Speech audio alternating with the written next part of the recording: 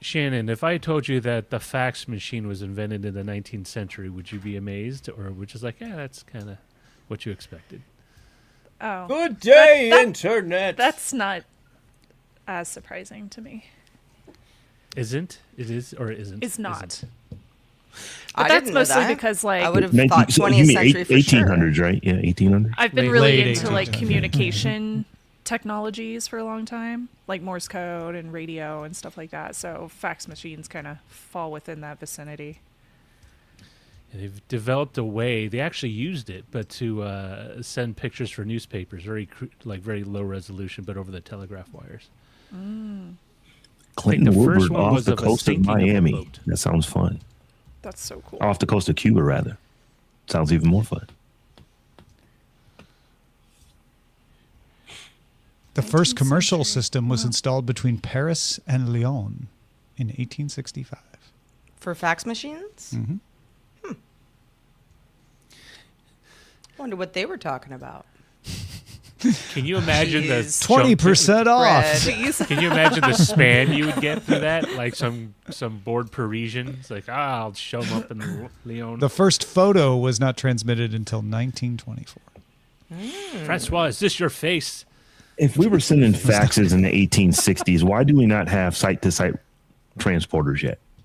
Right? Because the Heisenberg. You can put a uncertainty man on the principle. moon. Heisenberg uncertainty. Even Star Trek didn't figure it out. They Did we hand-waved really it put a away. man on the moon, Tom? Yes, Sarah, please. We actually put 7 men. Yes, we did. Sorry, I'm trolling. Well, you No, know I what? know, I If know. you include the people in the If you believe. the limb, I guess there'd be more.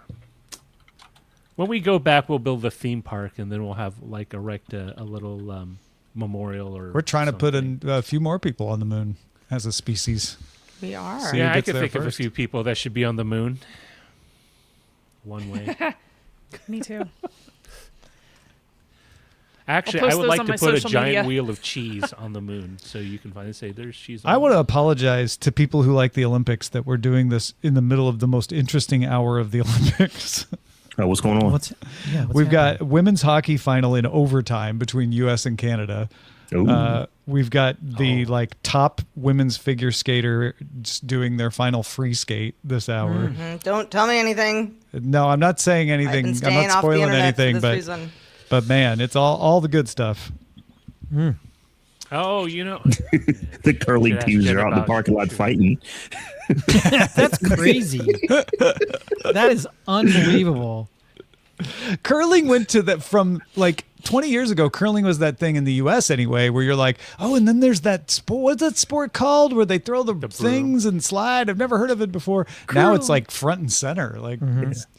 It's always on. But that's when something draws some controversy, suddenly you get the. Well, that's not why it's front and center, though. It's drawing the controversy. Oh, you're saying it's drawing the controversy because it's front and center? No, I'm saying it's because I think it's like I felt that it's not that it was an No, even before the unknown Olympics sport, started, curling was way more popular. than Curling's it's been a thing for the last 20 years or so, or maybe a little longer than that. Because it's if you watch it, it's like the skill that those folks have is ridiculous to be able to do that. And Yeah. it's like solving a puzzle. It's stressful for me to watch because I'm like, you're not going to make it happen. Ow, you made it happen. Look at that! Look at Oh that. my God. You actually are very, very skilled. You did it. Yeah. Yeah. I've very been really specific getting into- sport. It has nothing to do with the Winter Olympics, but I've been getting into sumo lately and yeah? watching my friend what if they Jenny did introduced me winter to sumo? some. Dude, that would be so cool. Like in the snow, that would be amazing. That would be Oh, so geez, fun. hypothermia. There's a That's all I'm live- thinking. There's a Twitch channel that does a live stream of the sumo championships whenever they come on air in Japan. So it's in the middle of the night, but it's so fascinating because this guy those- translates everything. Oh, that's cool. Yeah. It's really Those- cool. Those matches are really once you understand what they're trying to do and all the different Yeah. things, it's like, oh, that totally makes sense. And I didn't Yeah. realize this It's until wild. I was learning about it, that sumo's huge, a money making sport. Oh, yeah. Oh, yeah. Yeah, make a lot of money. Moneyed interest.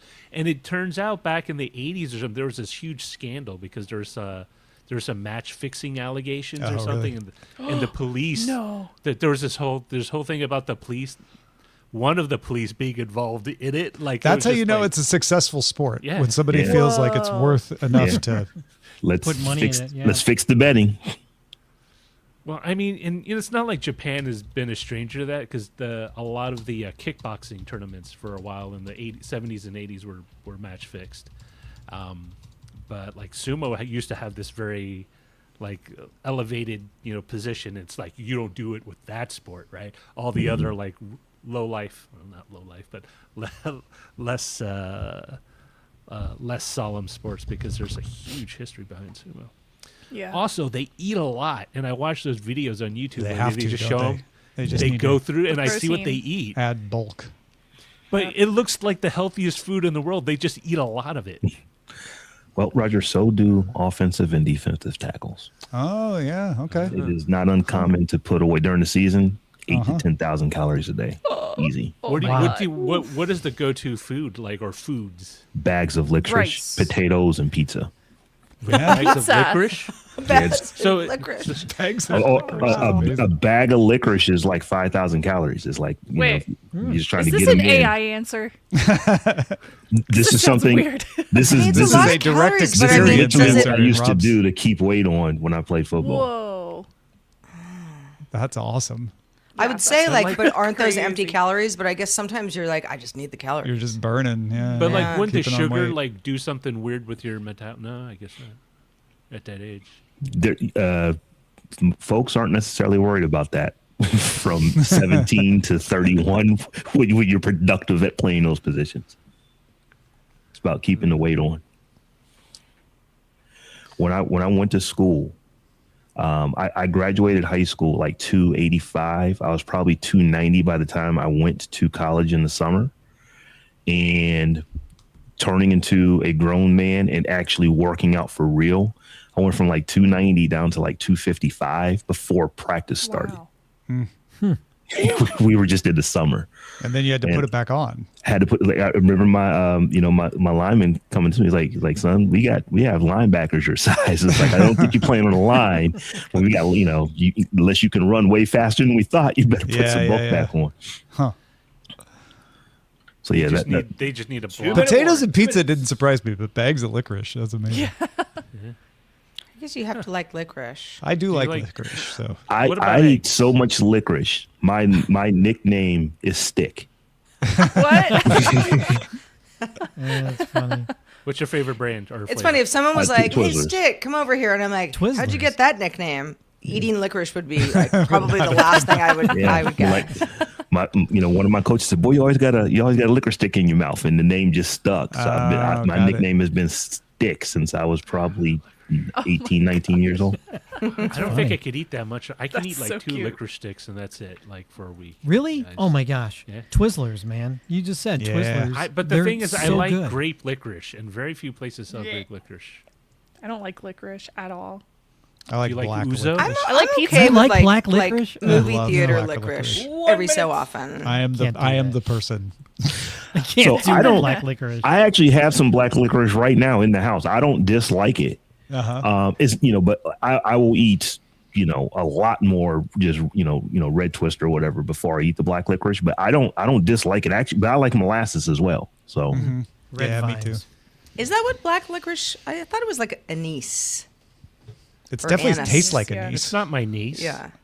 It definitely tastes like no. 30 seconds. You know what I mean. Yeah, black don't licorice. eat I children.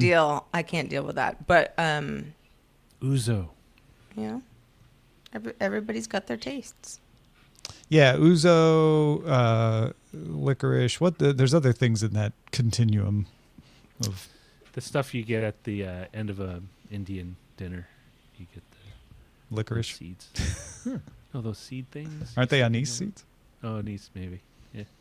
Have a good show, everybody.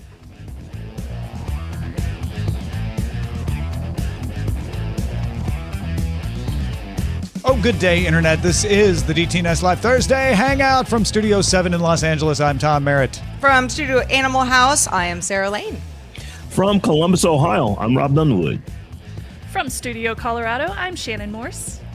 Drawing the top tech stories from Cleveland, I'm Len Peralta. And I'm the show's producer, Roger Chang. And we welcome you all to the lovely confines of us not watching the Olympics. Welcome. Welcome. We're all Let us recording entertain them you. for later. Yep. You know, I actually modern might have world. it playing on my iPad in front No of me. spoilers, Let me just- please. yeah, No please. spoilers. Anybody in the chat that's actually watching, please don't spoil it for us because we Y'all have the make illusion that it hasn't happened until we actually watch it.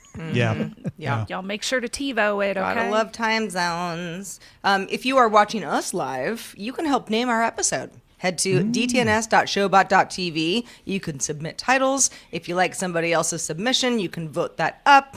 And we'll check back in on the votes at the end of the show with our patrons. Indeed. We're going to do that thanks to the patrons who make the show possible. Big thanks to every single one of you who supports us on patreon.com/DTNS. Special shout out today for Kevin Morgan, Paul Thiessen, and Ali Zenjabi. Good job, everybody. All right, so we're starting off as we do now with figuring out what the top tech story of the week was. And we're putting up a little poll. We'll tell you about that in a little bit. But who would like to go first to nominate what you think? What was the biggest story you saw covering the old technology this week? This is a tough one this week. There's not a standout. I don't think this is a slam dunk. So I have two possibles.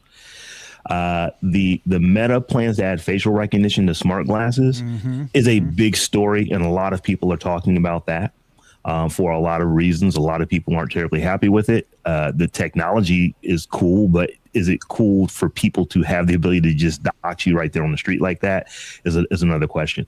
But if you are at all interested in podcasting, which I think all of us are, the Apple, the Apple expanding their video podcast support is a huge story. Big for us.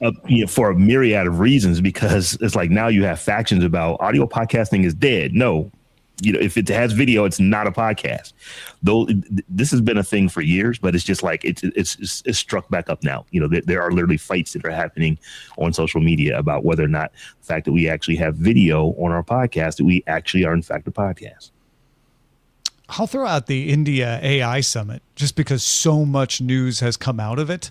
So I don't know if that really counts because it's a bucket of lots of different announcements, but it's continually made news all week long with infrastructure announcements and new product announcements. And even the thing yesterday where Sam Altman from OpenAI and Amode, the CEO of Anthropic, wouldn't hold hands when the prime minister told everyone to grab hands and in solidarity. They just kind of put their fists next to each other and wouldn't touch. It was very high school.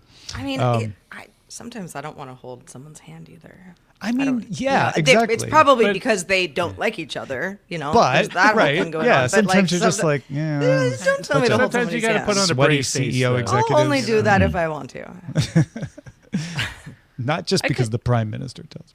I could easily say that the facial recognition, the Meta smart glasses and facial recognition story is the top one for me, just because of my cybersecurity interests and the privacy concerns there. But I'm going to go with the one that's relevant to my interests that just so happened to be this week, and that would be the Steam Deck OLED availability, which is apparently very much impacted by shorted storages. And according to Valve, they admitted that the reason why it's out of stock intermittently is because of the memory and storage shortages.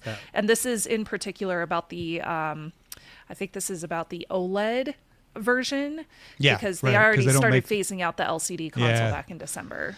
They don't make the LCD one anymore, so whatever they've got in stock, once it's sold, that's it. It's Once gone, it's done, it's done. I mean, I lean that way toward the Steam Deck one, because this is the whole thing with RAM and memory storage is it's just a rolling story. It's just going from week to week to month to month. You read about yet another facet of your technology infrastructure that is sort of like, oh, now it's super expensive. Before it was like $50. Now it's $100.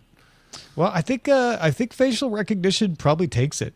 If I had to, after our conversation here, if I had to put it to it, I'd say that one is the one. No, but Yeah. we'll let them decide, right? Yes. Indeed, we will. I'm excited for Apple's announcement on March 4th.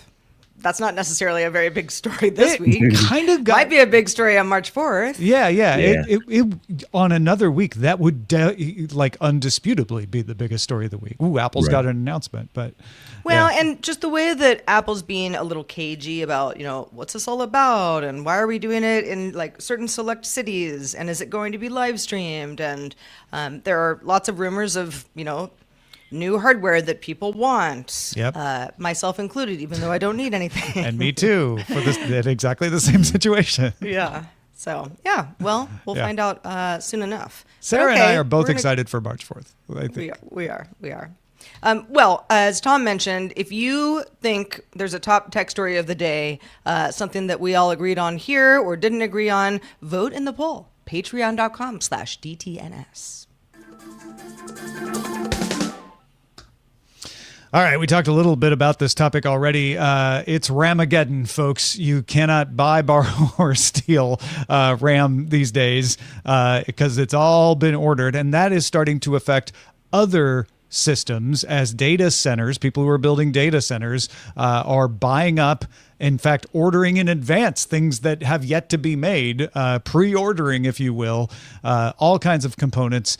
Flooding out the capacity to make other things. Even if they're not buying the storage you want, they might be buying storage enough that the people who make it are going to use their production facilities to make that storage instead of the storage you want. Shannon's been building a computer and no surprise is running right into these increased prices. Shannon, thank you for being willing to share your pain with us. Oh, I'm absolutely. I feel like this is very therapeutic for me. Okay, good. So I appreciate you all for being here today. Thank you for joining me with this therapy session. Yeah, I've been building a computer. Luckily, it's in partnership with ASUS, so they did send me some of the components, but I'm still running into the issue where certain components have increased in price so much. I remember 10, 15 years ago, I could build a computer for under $1,000 and it would be able to edit a video. I'd be able to play all the high-end video games, everything. And now I'm looking at the prices and I'm speccing out everything that this new build is costing. And just because of the RAM and the GPU alone, and now I have to change the prices because hard disk drives and solid state drives have changed too. But the current price of this thing, it's over $7,000. Oh, wow. Completely specced out.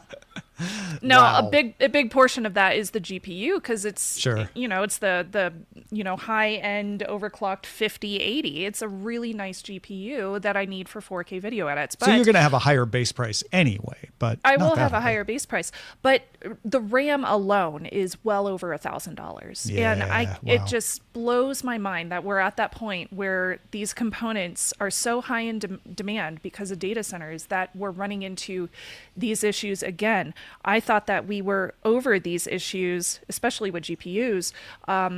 When we originally dealt with this, when crypto was a big thing, because crypto and Bitcoin mining, like GPUs were being taken up, and a lot of the stock was not available for us gamers and us video content creators. And now we're running into the same thing with data centers and AI. Well, and I think this puts the cryptocurrency blip to shame. Oh, It yeah. really does. Yeah, it really does. Because that that was was a mainly that was a just smaller GPUs. rise in demand that Yeah. the companies took a few months to react to, and then started making like ASICs and things specifically for Bitcoin Yes. folks, and then the prices started to come back down. This is, we've never seen anything like this before. So we've had conversations and articles, a lot of news information coming out recently about not just gaming consoles, like we had mentioned. Sony, I know Sony has said that the PlayStation 6 might be delayed even further than what they have already announced. They might be Well, it's pushing it sources back. say, but yeah, Sources it are makes saying, sense. yeah, this is a rumor.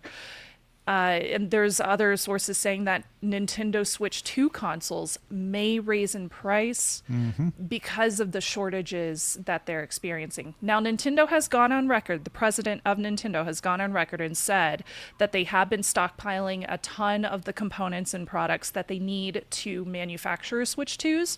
So they're hoping this doesn't happen, but they have mentioned a little bit. So there is a rumor that, it might happen in the future. But right now that hasn't happened with the Switch 2.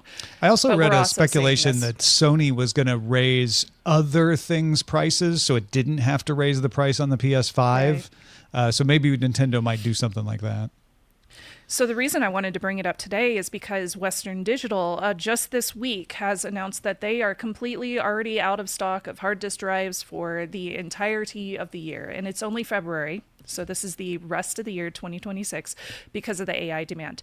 Now, for us consumers, we can still go to stores like Best Buy, Micro Center, Fry's, wherever, even online, and purchase the hard disk drives that are in stock with these designated retailers who have already purchased stock. But a lot of that stock is running out, and we're seeing the prices already increase for those. I believe even Robb has had that experience too.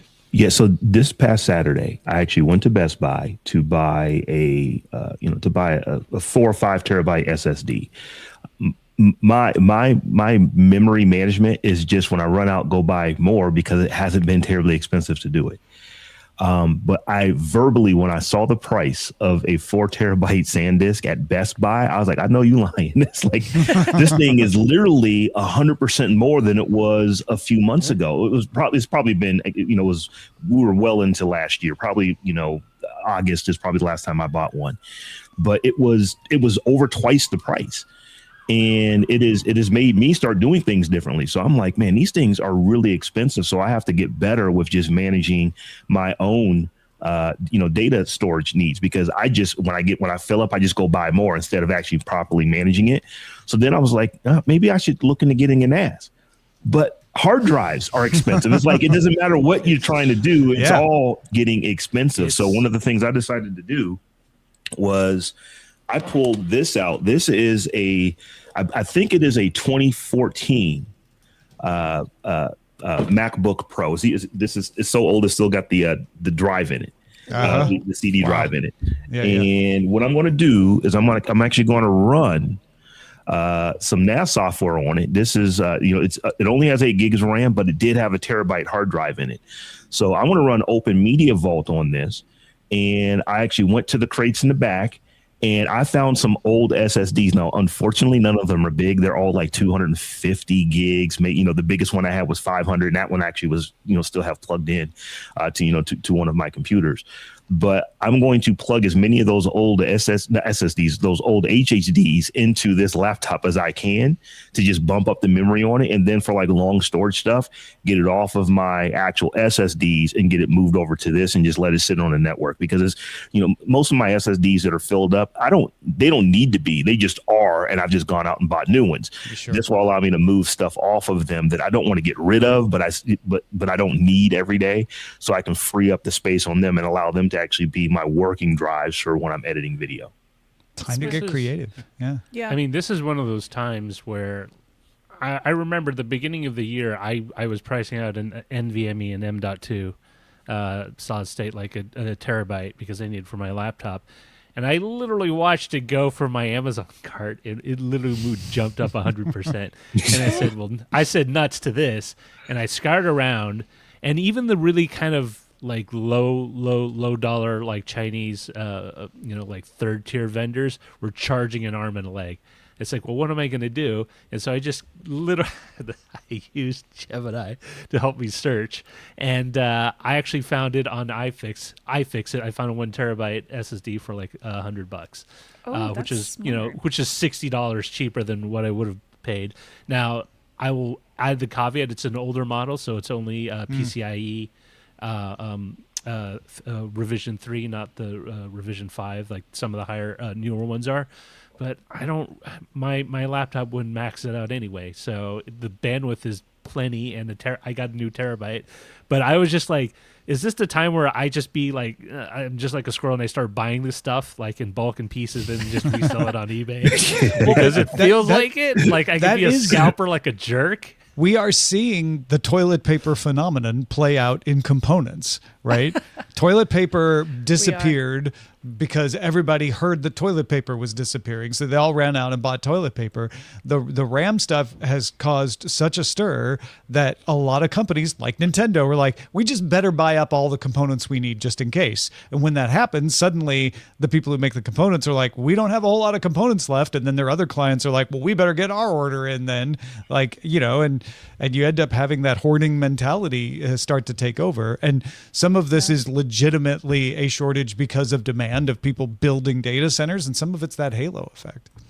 It's certainly, it's a total domino effect. I've even felt that myself, where I have old hard drives that I should probably just get shredded because they're so old.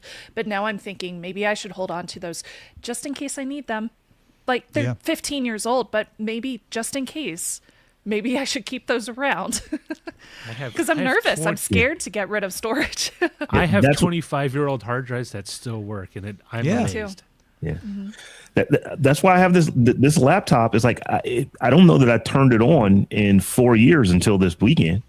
It's just been sitting in a closet, but it's there. So that's not good, e-waste, management. But I'm glad that I have it because now I can install, I can install. What am I putting there? OMM or OMV, Open Media Vault, which is fairly, you can run on a 32-bit PC, or in this case, this is Intel, so it'll run on here, and it's just going to allow me to recapture a terabyte of storage on this laptop. Oof.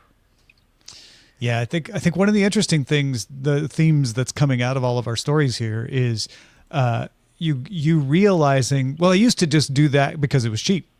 And now I realize, well, I don't need that. I don't need revision 5. I don't need this, this exact model of RAM. It's going to teach all of us to be a little pickier. And if this does get resolved in 2027, then the sales aren't going to bounce back as fast because we've all learned to make do and not have to have the most amazing newest thing anymore. At least in component wise, right? We kind of learned to live within our means, so to speak.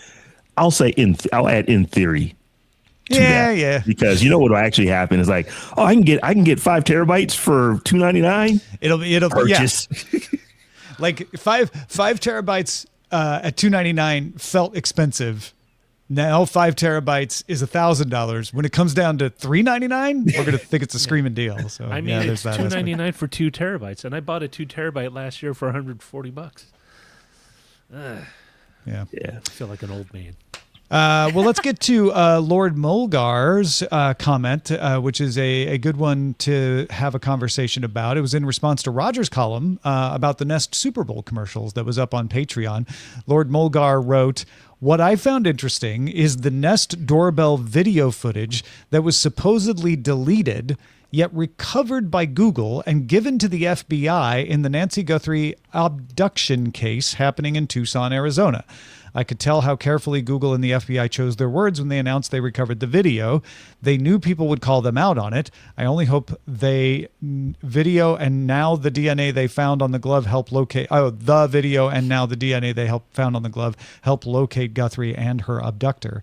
So if you haven't been following this story, Savannah Guthrie's mother was abducted, and as part of the investigation, they at first said that the Nest doorbell was not on a subscription plan, so there was nothing stored in the cloud. And I actually have Nest cameras the same way, where like I can look at a still image, I can look at the live image, but nothing gets stored. So once it's more than 10 minutes old, I can't see it anymore.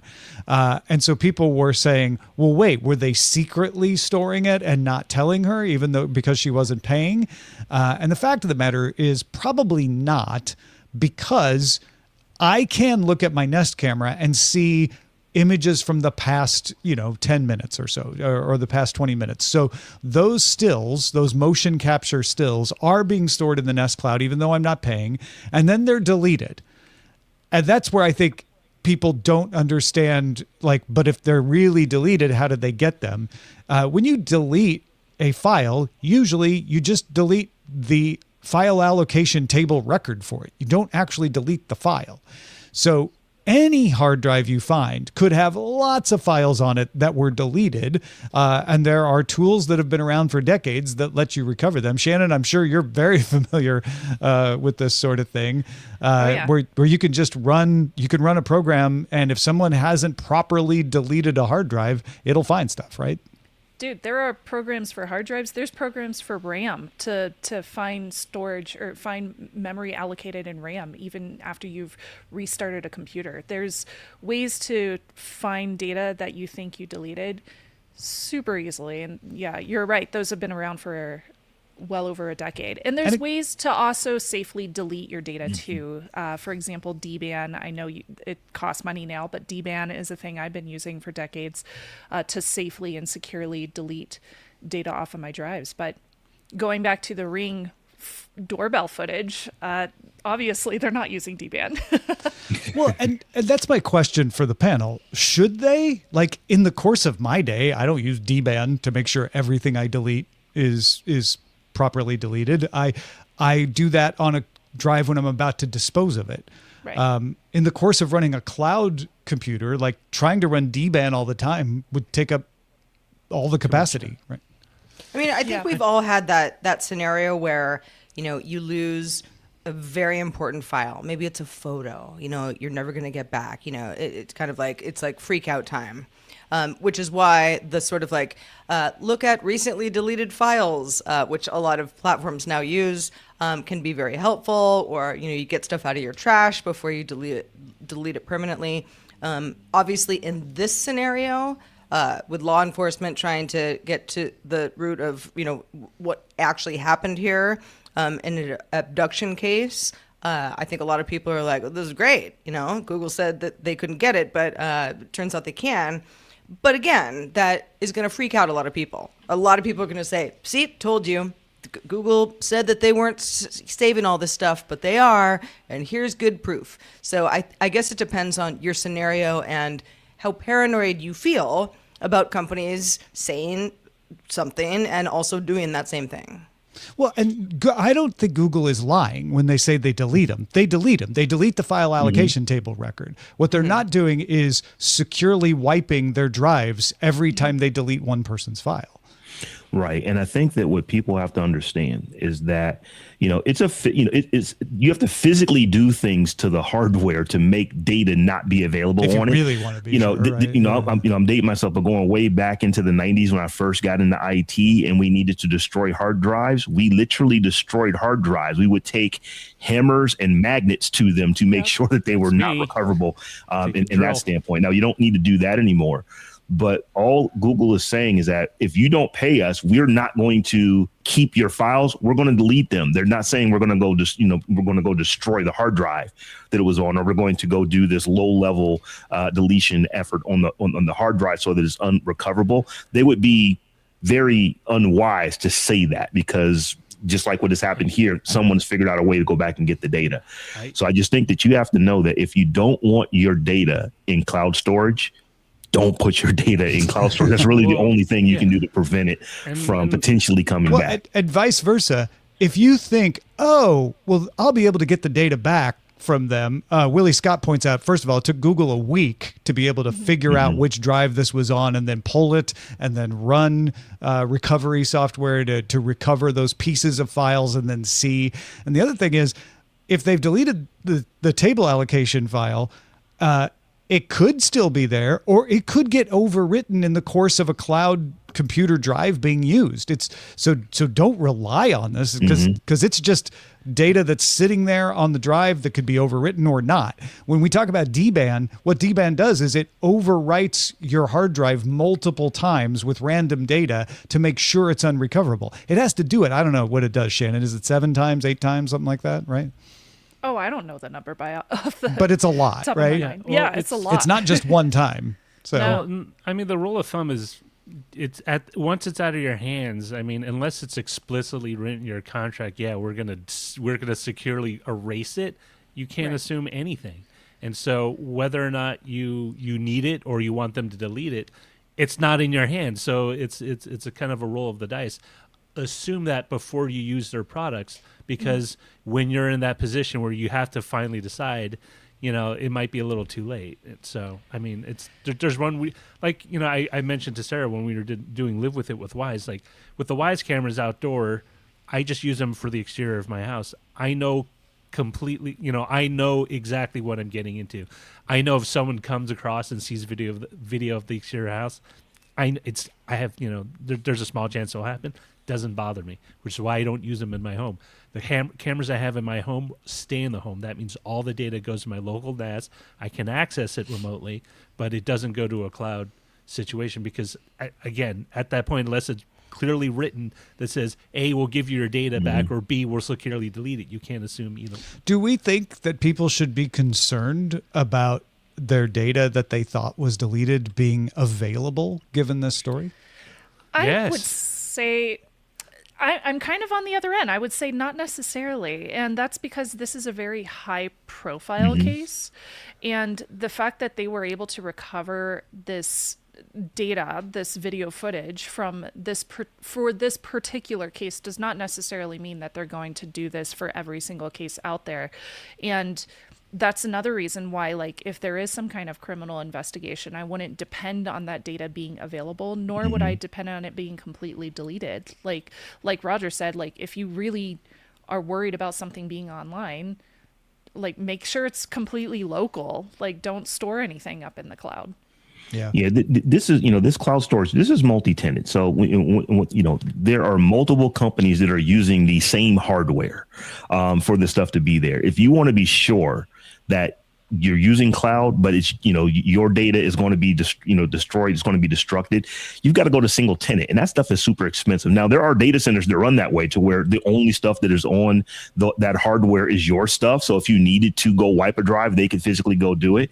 But in this case here, it was luck of the draw. They were able to find the data. They may just as easily not been able to find the data. Google said no because they didn't know that they could get it until they got it. So now for the service that your data is just completely gone, it will not be. It's potentially gone. It's potentially still there and it's potentially still gettable.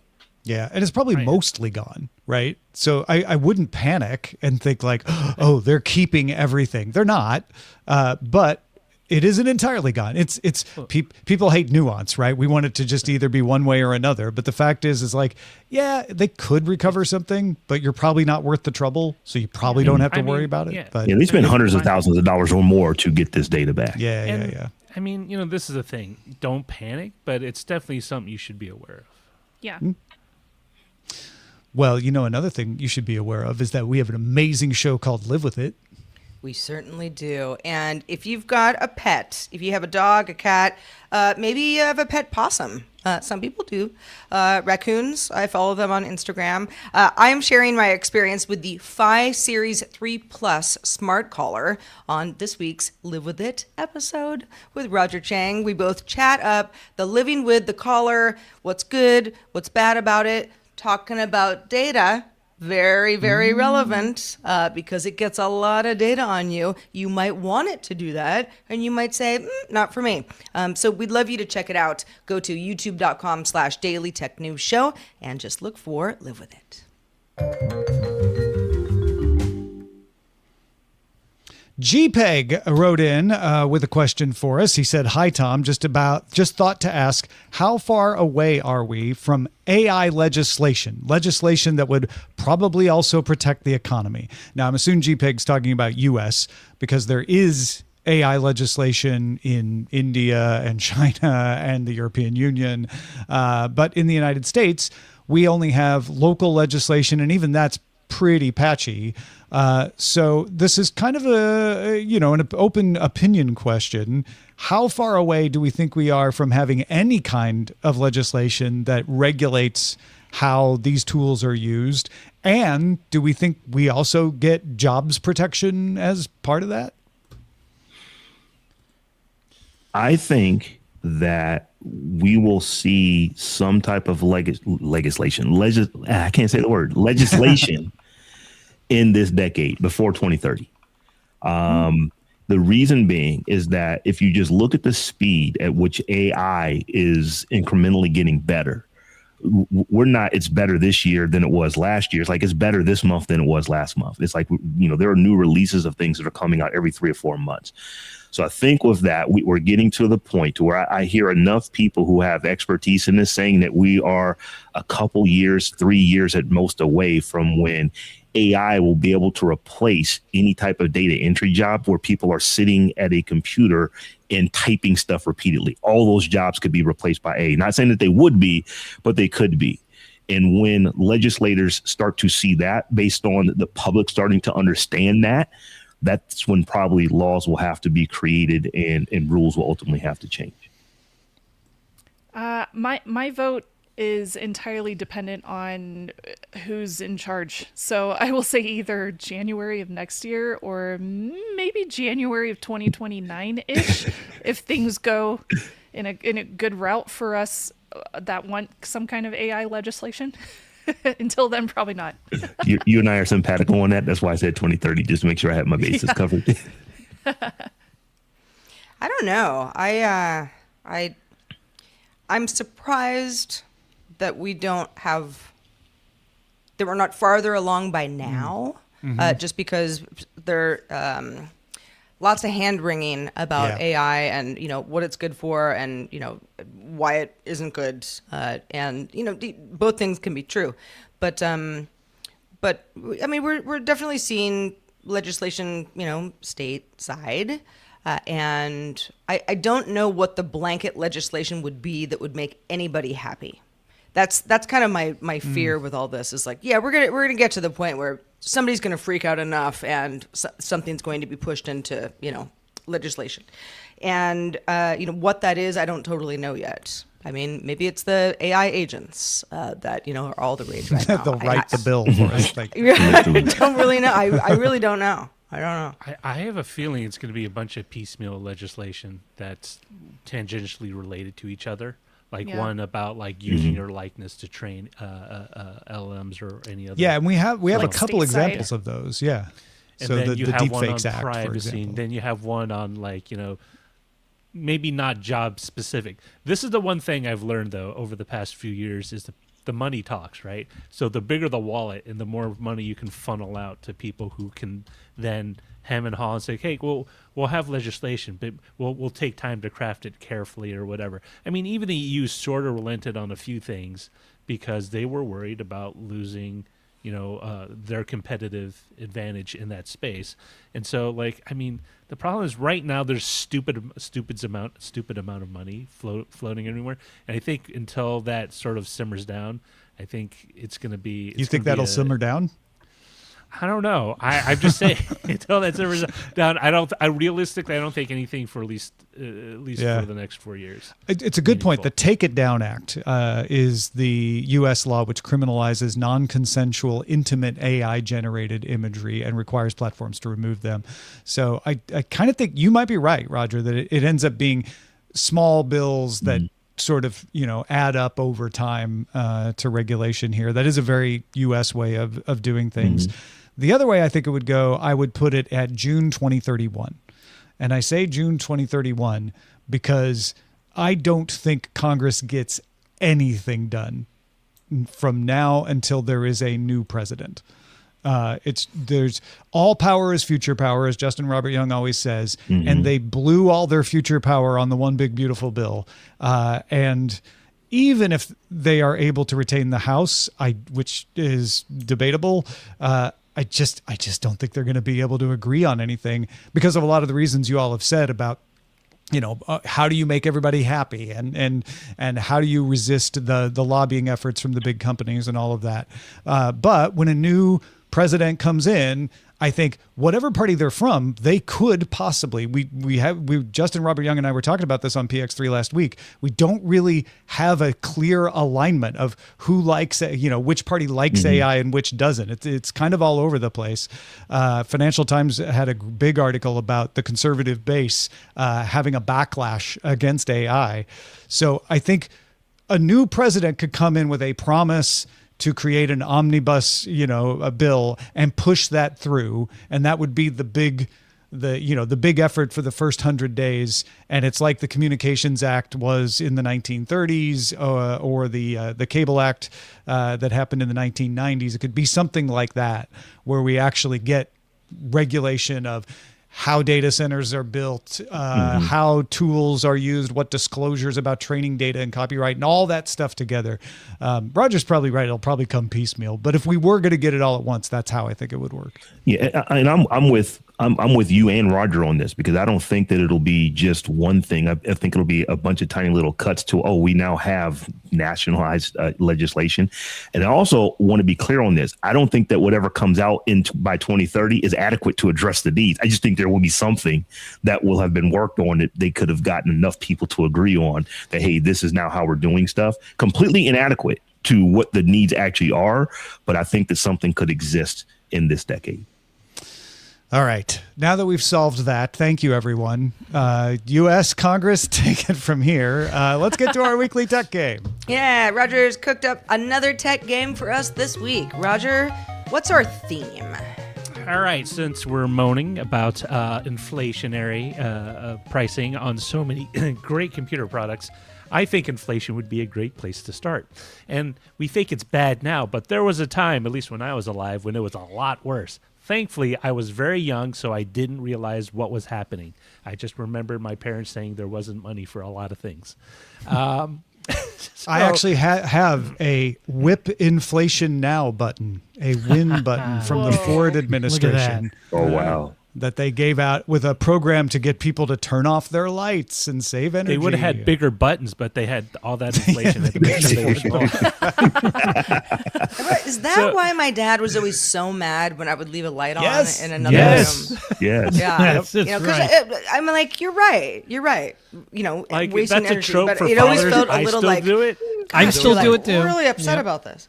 And I have LED light bulbs. It cost me almost They cost you almost nothing. less To than a this 5%. day, But There's probably more I can't energy leave a wasted light in on. turning off the light than what I spend in a year for an entire building of LED lights is what I probably would have paid over a month back in the incandescent days.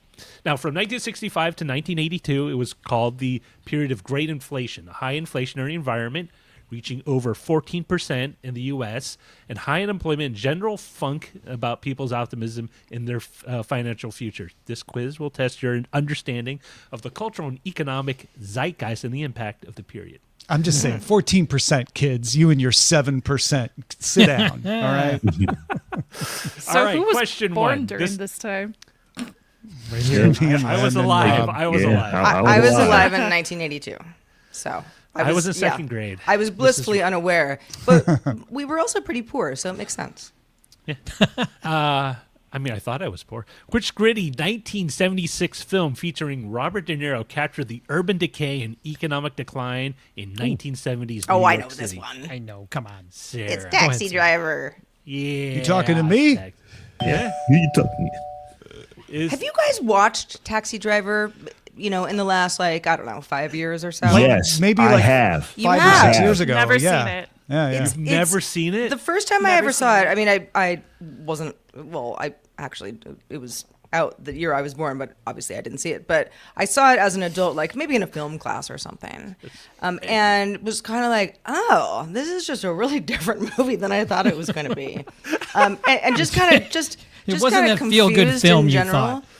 I just didn't know. I didn't know. I thought it was about a taxi driver. I didn't. I mean, it is. I didn't but know. Yeah. Yeah, but it's. You're like, is this the inspiration for that comedy Taxi with Danny DeVito? I don't right. know. watched- Apparently which not. is also a very good movie, but for different reasons. But I watched it over the last, I don't know, maybe it was a few years ago. I just kind of was like, I just want to see something that's classic, and I kind of know what it's about already. And I came away from it very differently, because it's like, I already know it's going to happen. So now I'm going to focus on, the reasons that so-and-so is having a bad day, and not trying to spoil anything, from 1976. But Rob, what did you think? So I watched it when I was a kid, probably in the 80s when it was on HBO or Cinemax or something like that. And honestly, couldn't really remember what the movie was about, but beyond the classic lines that were in it. So I watched it during the pandemic. And I just remember thinking, oh, this is actually a really good movie. It's not what I thought it was, like you were saying, but Yeah. it was actually a really good movie. And one of the things I did over the pandemic is I actually went and watched a lot of older movies that I saw when I was a kid. So I can't say that they were the first time I watched them, but watching them as an adult and understanding what I was watching let you know that these were some really, really good movies. When you watch movies from a different decade, you pick up you don't pick it up as a kid, but as an adult, you start picking up cultural cues. Like there was a murder movie out like from the 50s, and there's a whole thing about the wife needing the husband around to sign off to like going to the bank. Like she needed his signature as well, his permission to pull money out. I thought, like, what a weird way to live back in then when that was how you had to get things done, and divorce was a weird, a very uncommon thing. All right, question 2. What do you call the phenomenon that combines rising prices with rising unemployment? It was a defining characteristic of the 1970s. I know Tom knows this on the back of his or the top of his head. Isn't it inflation? Why do you say that? Because you have that look. Also, you've mentioned it a number of times before. So. I'm going to take a guess here. Is it stagflation? It is. Oh, It man, is. got it. It's a combination Rob and I of both do it. Yeah.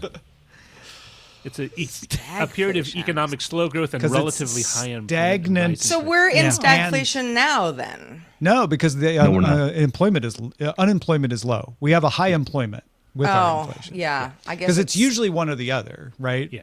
So Yeah. So it's not just that prices are rising, but we're not getting paid as much at the same time. yeah, because usually It's if specifically there's about inflation, then unemployment. there's more money to pay people, so the jobs go down. But if you have high unemployment, then there's not enough people to buy things, so the inflation falls.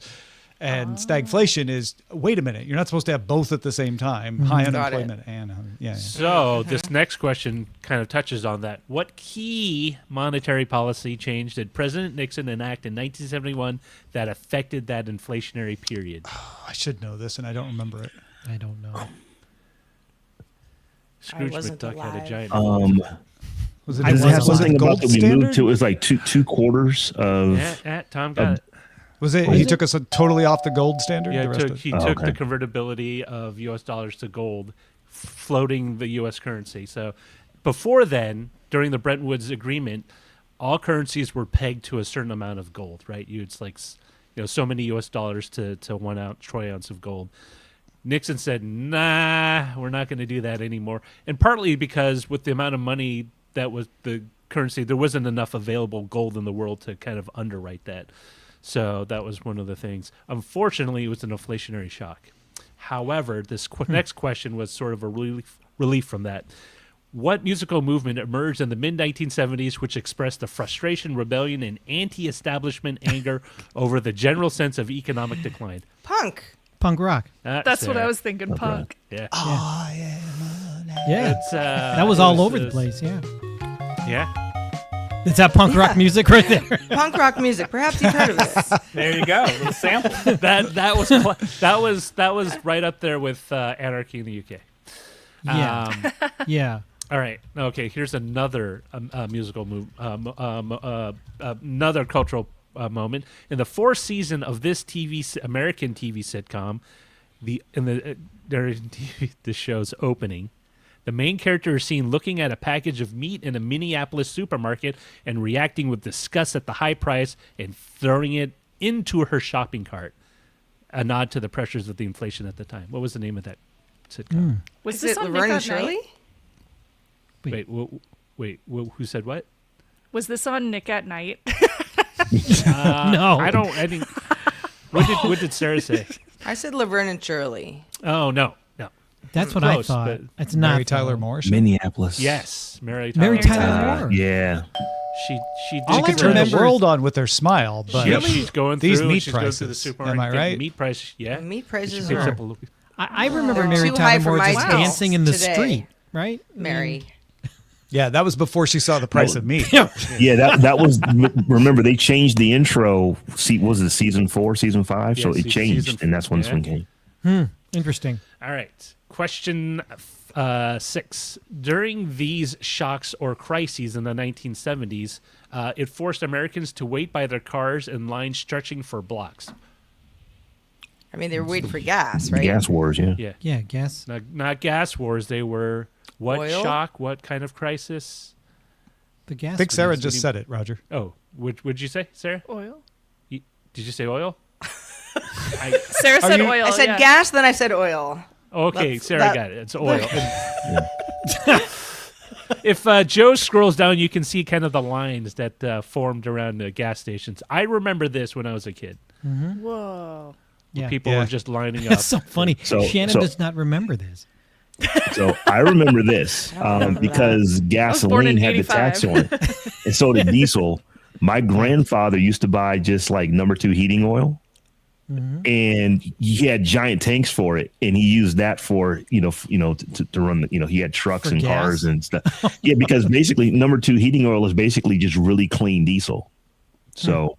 Interesting. So he bought the diesel and used it. Oh, to- it was completely illegal. It was you were not supposed to do this, but he would have like a tanker truck of of number 2 it's a heating oil loophole. come in, and then he would basically, once they left, he would unhook it and hook it up to a pump, and he would fill his own cars and trucks up.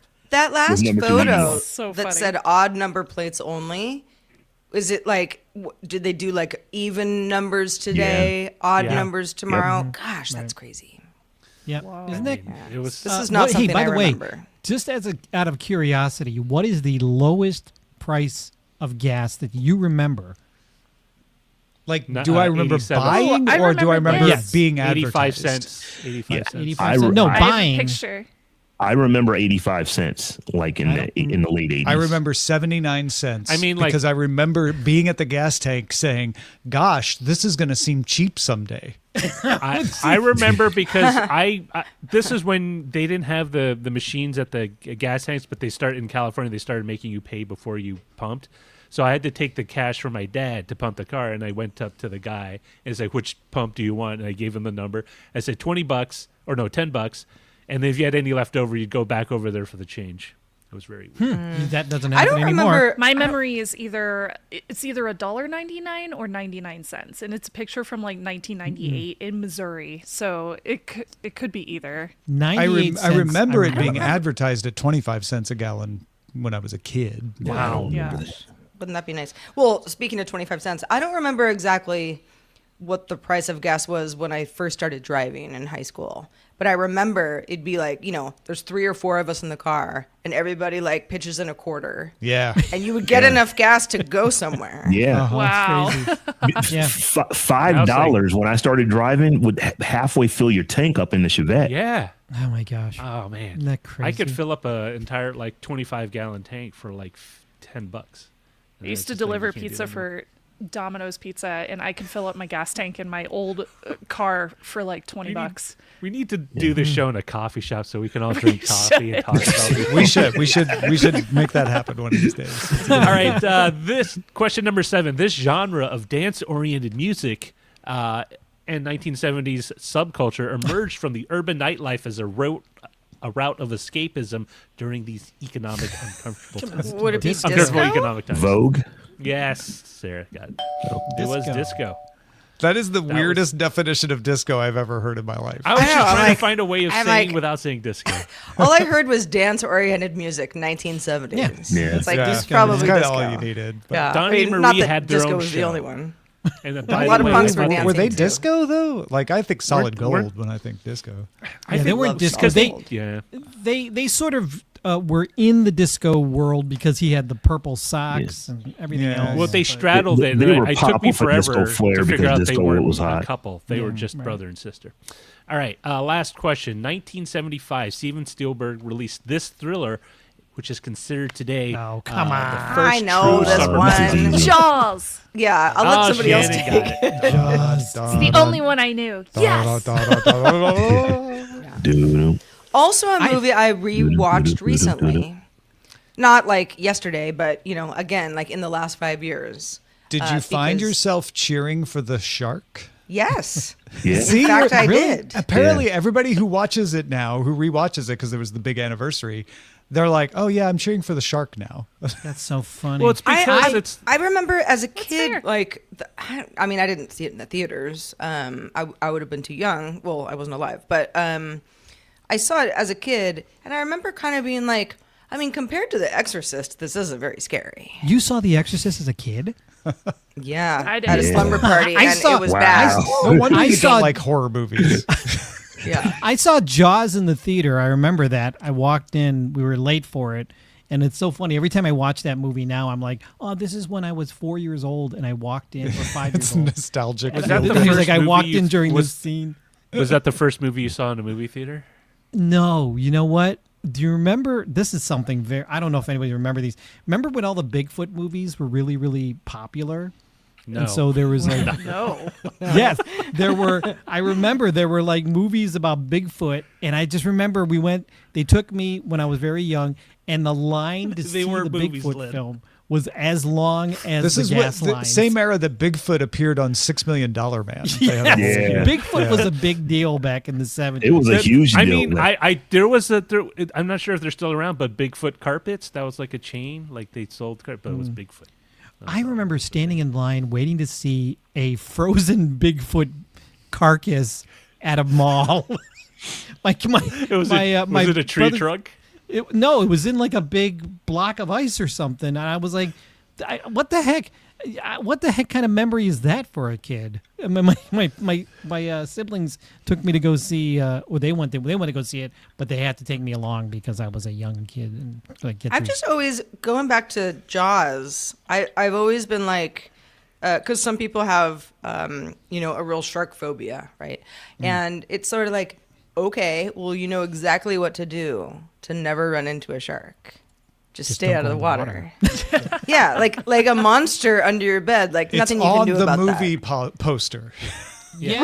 yeah. It's like- But the point, see, Yeah, but but the like, point I is, had a Don't go friend back who was in the like water. really, she had a real, a real phobia about sharks, and I'm like, Ooh, I bet Just- she hated Sharknado. just don't go in the water. You know? No, the point of it is that it was all about politics. It was the July 4th weekend, and he didn't want to close the mayor. beach. Yeah. Right. But there was this huge shark that was there, and he didn't want to. The mayor didn't want to talk about it, right? But it was a big problem. It'll 'cause people ruin were dying. tourism. Yeah. Yeah. The severed head won't though. All right, before film. we wrap up here, we do have a quick travel tech tip for you from none other than Chris Christensen, the amateur traveler. He wants to help you out. This is Chris Christensen from Amateur Traveler with another Tech in Travel Minute. If you use ride sharing and you want to save some money, then a real simple way to do that is to download the app Hackney. Hackney like a Hackney cab. If you use Hackney, you can set it up with your various ride sharing accounts like Uber, Lyft, and Waymo. And then when you're looking for a ride, you can use that app to find out which is the cheaper right now. And so, for instance, when I went to look right now for a trip to San Francisco Airport from my house, I found that Uber was $10 cheaper than Lyft. Now, 10 minutes from now, it might be something else. The app again is Hackney, and this is Chris Christensen from Amateur Traveler. Oh, that's a good one. That is really That's a good. great one. I wonder if that Yeah. works overseas as well, or just domestically. That is great. I don't know. I'm going to Japan next month. I'll test it out for you. Yeah, try out Hackney because they, I'm they going, have I'm going Uber to in Budapest, Tokyo. so I'm gonna, They do. I'm gonna do it there too. That's right. Len Peralta headed to Budapest, but not before you draw something for us today on the show. What have you drawn for us? You know, this Nancy Guthrie story has kind of riveted me. I don't know why. I don't know if everybody else is as into it as I am, but I'm checking for updates and seeing what's going on. When I was drawing this, I thought, wow, there's kind of a double meaning to this. And this is called Nothing in the Cloud Truly Disappears. And the disappear part of it is not only just the footage, but also Nancy Guthrie herself. So hopefully she gets found. I don't know. It's this disappearance is kind of odd to me in a lot of ways, but if you're into this Nancy Guthrie story, you can certainly get this on my online store at lenperaltastore.com. Or at my Patreon at patreon.com/Len. If you back me at the DTNS level, you'll get this immediately. So Hope they find her. I hope it's It's very a sad. well done take on that, Len. Well done. Thank you. Thank you. And Shannon Morse, thank you so much for being with us today and bringing all the knowledge that you always do. Let folks know what's up with you lately. Where can they find your work? Oh man, I'm just been bulk recording videos every single day almost, it feels like. Most recently, I just did another one of my 30 days of security challenge videos. I'm on day 17, where I discuss how you can disable AI from all your different products, whether you have Android or iOS, or let's see, I covered Mac and Windows as well. No Linux. I couldn't find any AI in Linux, so unless you have Android, you of course, put it in 'cause that's on yourself, right? Yeah.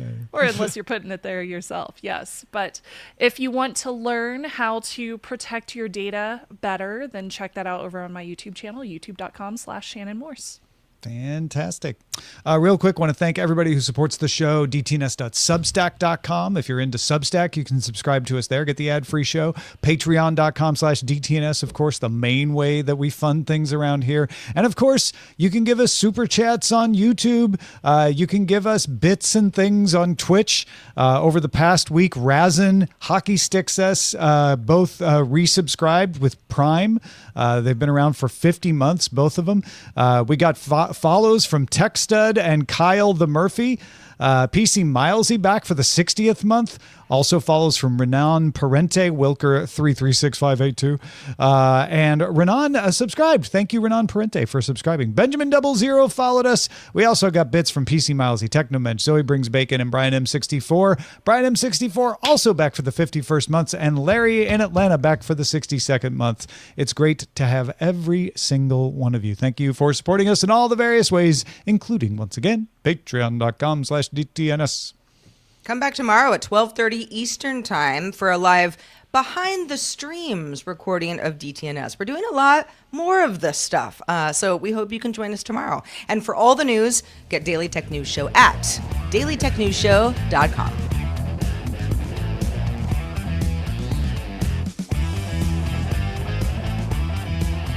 This week's episode of DTNS Live was created by the following people. Host Robb Dunewood, host Tom Merritt, host Sarah Lane, producer Roger Chang, video producer Joe Kuntz, producer at large Anthony Lemos, social media producer and moderator Zoe Detterding. Our mods, Beatmaster W. Scottus 1, BioCow, Captain Kipper, Steve Guadarrama, Paul Reese, Matthew J. Stevens, and J.D. Galloway. Mod and video hosting by Dan Christensen. Music provided by Martin Bell and Dan Looters. Art by Len Peralta. Acast ad support from Tatiana Matias. Patreon support from Bobby Wagner. Our guests this week were Shannon Morse and Chris Christensen. And thanks to all our patrons who make the show possible. This show is part of the Frog Pants Network. Get more at frogpants.com. Diamond Club hopes you have enjoyed this program.